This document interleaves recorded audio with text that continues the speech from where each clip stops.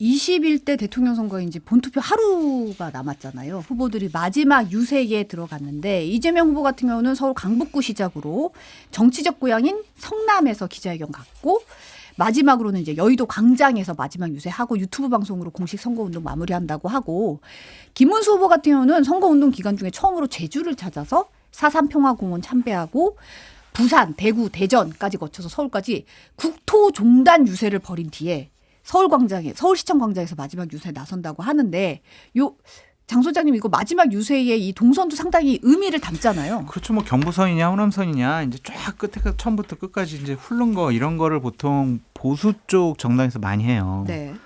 어쨌든 부산이 영남의 중심이고 서울은 어쨌든 선거의 중심이잖아요. 그래서 쭉 한번 훑는다라는 그러한 계획을 많이 세우는데 이게 현실적으로 보면 그렇게 썩 효율적이지는 않은 것 같아요.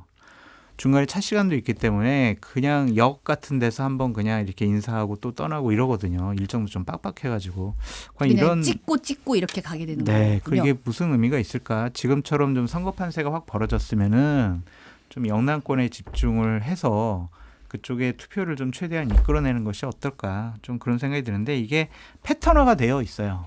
마지막에 거의 보통 부산에서부터 올라오고 어떨 때는 서울에서 부산 내려가고 뭐 이런 걸 잡아요. 근데 이게 비효율적이다라고 말씀을 드리고 이재명 후보 같은 경우에는 유튜브 방송으로 공식 선거운동 마무리한다는 거잖아요. 이것도 처음 있는 일이에요. 그래서 지금은 이제 흐름이 유튜브로 많이 옮겨간 것 같은데 제가 이재명 후보께서 만약에 대통령이 되시면 꼭 부탁 하나 드리고 싶은 게 있습니다. 아, 뭔가요? 유튜브 너무 많이 보지 마세요.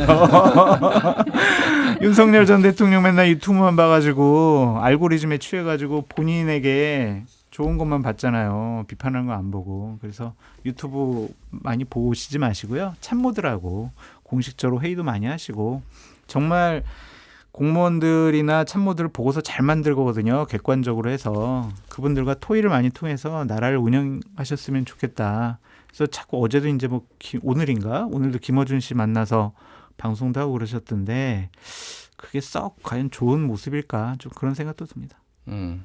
아니 뭐 이제 선거 때 김어준 씨 방송에 나가는 거는 지지층들이 가장 좋아하는 방송이니까 거기 당원들도 많으니까 뭐 저는 그건 나갈 수 있다고 봐요. 그거 가지고 문제는 뭐 삼을 필요는 없고 이제 언론에 대한 뭐 불신 뭐 이런 것들이 이제 있는데 과거 노무현 대통령도 있었고 하지만 노무현 대통령이 그렇다고 기득권 언론하고 싸우기로 했지만 언론 전체를 불신하지는 않았거든요. 그러니까 저는 이제 그런 것들이 추후에 본인이 많이 집권했을 때 안 좋게 작용할 수도 있다 여러모로. 그래서 좀 같이 뭐 불법이나 문제 있는 거는 단호하게 하지만은 언론 친화적인 대통령이 됐으면 좋겠고 저는 김문수 후보 이렇게 하는 거 뭐 관행적으로 한다고 했는데 이 느낌이 뭐냐면은 수능 전날에 전 과목 다 공부하는 것 같아요. 그러니까 이게 부족한 거를 한두 개를 좀 집중적으로 해야 되는데 전 과목을 다 공부한다고 이게 되는 게 아니고 근데 마음이 너무 이제 불안한 거야. 그러니까 그래서 효율적이지는 않다 말씀하셨지만은. 예.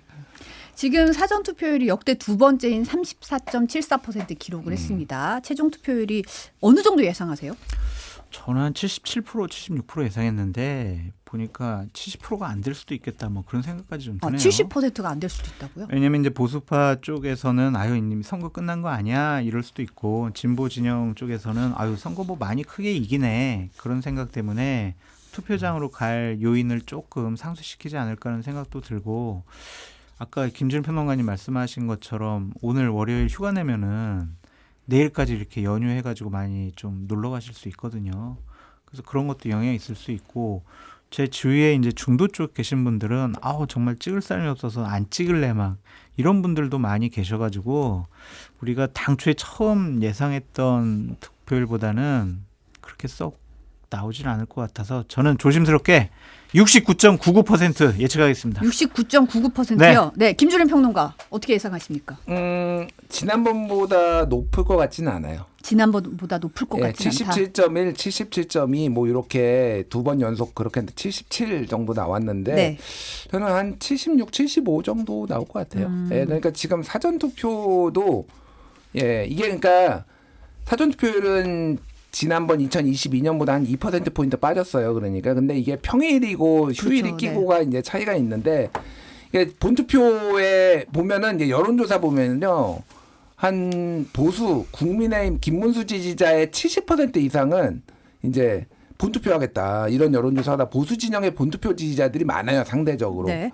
그러면은 이제 이게 열정적인 사람들은 나오겠지만은 지금 약간 포기하는 분들도 좀 생길 수도 열정적인 김문수 지지자 지금 범보수 진영에서는 투표를 안 하는 분들이 있을 수도 있을 것 같아요. 그러니까 지금 이런 상황이 그래서 뭐 여러모로 비슷한 관측인데 그렇다고 이게 70이 무너질 것 같지는 않고요. 왜냐하면은 이거는 내란에 대한 심판이라는 또 그런 열정들을 가진 국민들이 굉장히 많거든요. 그래서 좀 상쇄되면서 한 조금 빠지겠다. 1~2%포인트 좀 빠질 것 같아요. 지난번보다. 네. 참고로 성지영 앵커님 저는 이번 투표율 예측에서 틀릴 수가 없습니다. 왜요? 나가는 방송마다 다르게 예측을 했거든요.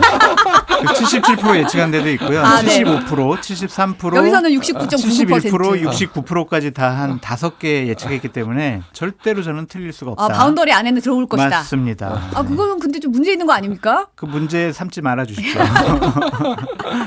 참 평론가 편하게. 한두 번 당한 게 아니라서 확정적으로 얘기하다가 너는 네. 맞추는 것도 없고 막 맨날 혼나가지고. 요 안에는 들어오겠지라고 그럼요. 해서 쫙 펼치셨군요. 맞습니다. 네, 저희가 제일 낮게 지금 예측하신 것 같은데.